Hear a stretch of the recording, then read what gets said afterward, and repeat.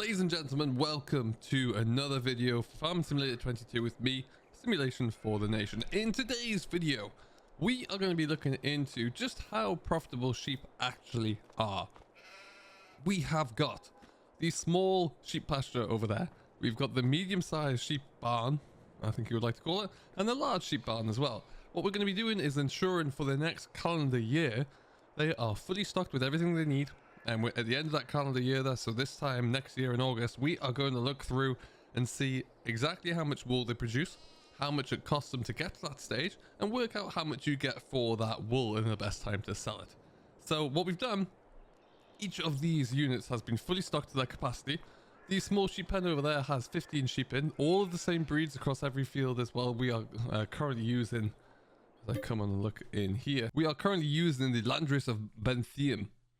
Probably haven't pronounced that right, but that's the breed of sheep that we are using here. They all cost £488 per head, and we have filled 15 up in the small pasture over there, 25 in the middle-sized barn, and then 60 in the corner. Now that's great. You'll think that each will, as we go up in size, that will produce more wool, which it will, but also the input costs are significantly high there as well. So to give you an idea, to purchase the sheep pasture and fill it full of sheep, that's cost us a little over £33,000, euros or dollars, whatever you use, and we are looking at £33,320. To set up this guy in the middle of the medium pen here with 25 sheep in, we are looking at £63,200. So already a significant jump up there of 30 grand. And this big boy in the corner, well, this is £126,280. So a significant investment there. And we're not even at 100 sheep there yet, let's not forget. We're only at 60 here. So this really does need to start to make some hay, make some wool pretty quickly there. So let's see how we do. Now, there's a few other factors to consider. The small pasture does need water, so we've got ourselves equipment here. So if you are looking to use just a small pasture there and you're on a budget, you're gonna need to have that water set up there already. We have bought in a load of hay. Buying in just 8 bales of hay costs £10,430. So this load here alone costs us £20,860 just for a total of 16 bales there. So that's a lot of money. I have no idea if that's going to last us through the year or not. We're going to find out. Each one of these guys are pretty big at 8,000 litres. So I'd hope we should get through. But what we're going to do, we are going to fill everything up.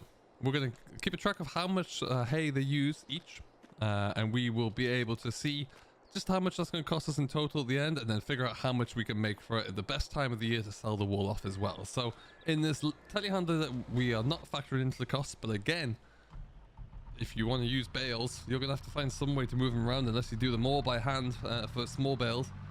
So that is another factor that we'll have to factor in there as well there. So it's a lot of consideration, a lot of variables here as well. And I just want to see, back in the days of FS17 and 19 there, you would just simply chuck a load of wool down and see how you got on. I want to see if it's the same case here.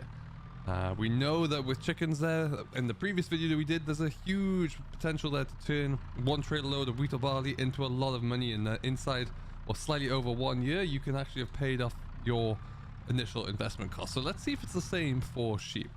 Now what we're going to do is probably just tip this about here. Now I'm going to make a note of exactly how much we've got there. So we've put 2 bales down so far. They haven't even disappeared yet, but the sheep are looking happy. Look at that.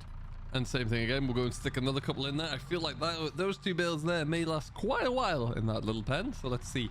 But the other 2 have all their water they need. We're just going to stick a couple of bales in here, get those guys ready to go as well. So they all have their hay, and they're all eating away. We put 2 bales into each, so already that's £1,490 times 2 for every single pen. What we're going to do right now is fill up the water here for the small pen over in the corner as well. Because they do have a water trough there that we need to keep them full up. So we're just going to fill this one up here. This is usually around $790-ish or £790 from this water station. So again, now not only do you need to factor in the cost of the water there, but you need some way to carry it on over as well. So that would be something else that you need to have ready to go with as well. We're going to get this all filled up, and then what we'll have to do is just simply fast forward through the time. I will make sure that we keep everything filled up for the next calendar year. And then we will be looking good. They'll all have plenty of bales, and we'll see how we're looking. So the big one to look out for in this case is going to be over there, because they've already used up one of their bales, whereas the other 2, as you can see, still have 2 at each. So that's what we'll be looking into. and we'll see what the future holds and see what the results are. So stay tuned and we'll run through those results in next August. Alright, so a quick stop in October would show you the progress here. We have still only used about 2/3 of a bale here, and we've only got 2 small bales of wool on the go. The medium size, we are still on the original first 2 bales as well, but we are about the same size of wool. Over here though, we're seeing some big improvements. They're already halfway through bale number 3, and we have a lot of wool to show for it. So we're starting to see some big returns here, but let's keep on going through. We'll stop by in the next couple of months. So we're into December now, and you can really start to see a little bit of a difference coming into the production levels, at least here. You have a lot of wool piling up here outside the lodge. That's 3 full pallets. There's 3 1/4 pallets there. You got 1 1/4 here, and we're still only on the first pallet of production. The 3/4 full over at the small pasture there. So it is looking apparent where you're going to be receiving a lot more revenue from. But like we say, there's a lot to factor into that with the initial costs. So we will power all the way through to August now, and we'll see what those differences look like at the end of the first year. Alright, and folks, welcome back to August. Apparently. Anyway, we have gone through an entire 12 months. We're back to where we started from, and now is time for us to have a little bit of a look through to see how much production we've got from each of our 3 different case studies. The large sheep pen, the medium-sized sheep barn there, and of course the sheep pasture over here. So as you can see, we've used up quite a bit of hay to run through that from the beginning. This shed here, or this pen here, has required, well, I would say 3 bales, but in reality there it's about 1.5 bales of hay at the moment. That's all. Moving on over to here, we've put 4 bales into this shed here, but again in reality we've used about 2.5 up. And then cracking along to the big pen at the end here, we've put 7 into here in total, and we've used I want to say, oh actually yeah, let's just say we've used 6 with that little difference there. Yeah, we've used about 6 bales up. So ultimately that gives you an idea of what we're looking into. Now we're going to factor in the cost of each bale of hay. It's for 1,490 pounds, euros or dollars for a bale of hay, so that will be factored in. But as you can see, we have got a total of 1, 3, 5, 7, 9, 11.75 pallets. So 11 3/4 pallets of wool from 1 year from 60 sheep here. Moving down to the smaller medium-sized barn, I guess it is. We have 25 sheep here, and we have made 6 3/4 pallets, which is still, and we have made a total of 4 3/4 pallets, which again is a bit of a step down, but still, you know, significantly less cost to concentrate there. Meanwhile, on the small pasture at the end here, we've only made 2 3/4. So what we will do, we're going to find out the cost of selling just one of these, and then we'll see how much our total is revenue generated for each farm, and then we'll break that down as to how much it's going to cost you to fully repay everything and see what the future holds for our sheep farm in here. So what we're going to do, folks, we now know how many pallets have been produced by each individual case study here. We are actually going to fast forward through to May again next year, and the reason we're going to do that is because May is when we have the best price to sell our wool. As you see it right now, we're currently just over 504 pounds. I guess that's per 1,000 liters. It doesn't really give us any indication of the quantity there, the unit. That being said, now is not a great time to try and sell it. We're in August, so we're somewhere in this fluctuation here. So obviously we want to try and get through to May and make as much for this as we can. So we're only going to factor in what we've been able to make here from 1 year. So like I say, 11.75, we've got 4.75, and we've got 2.75 over there. We are going to get cracking, skim through the year here. We'll come back to you in May, and let's see what we can make for a single pallet, shall we? Alright, folks, so we were able to go and sell our pallet of wool in May. As you can see, we are in the early May right now. The spinnery is just at the very top of that hill where there is still a Manitou abandoned up there because it took quite a while to get up there. So we've left up there anyway. But the key thing is, and the key thing that we're going to be taking away, but the key takeaway from that little journey was that during the highest point of the year to sell, and we're somewhere within that fluctuation for May at the very top, we were able to get £587 for 1 pallet. So what we're going to do now is run through the small pasture, this medium-sized barn, the large barn there, and determine how much revenue we made and how much our total operating costs were to get to that stage, and see if it's actually going to be worth it in the long run. So when we look at the small pasture here, yes, we have 15 sheep here. Our initial setup costs for the purchase of the pasture, for the sheep themselves, and for the first year's supply of wool and water in this case, came to a total of £38,520. We only made 2 3/4 pallets of wool off this pasture, which is selling at £587 per pallet, brought in £1,614.25, which means that we are on for a total of 23 years to repay this small investment here in game. 23 whole calendar years in game to repay this, which is an awful lot of time.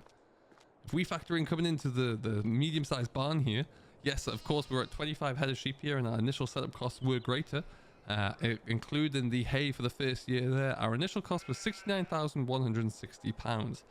We made 4.75 pallets of wool off of here, which had sold at £587 per pallet, came to £2,788.25.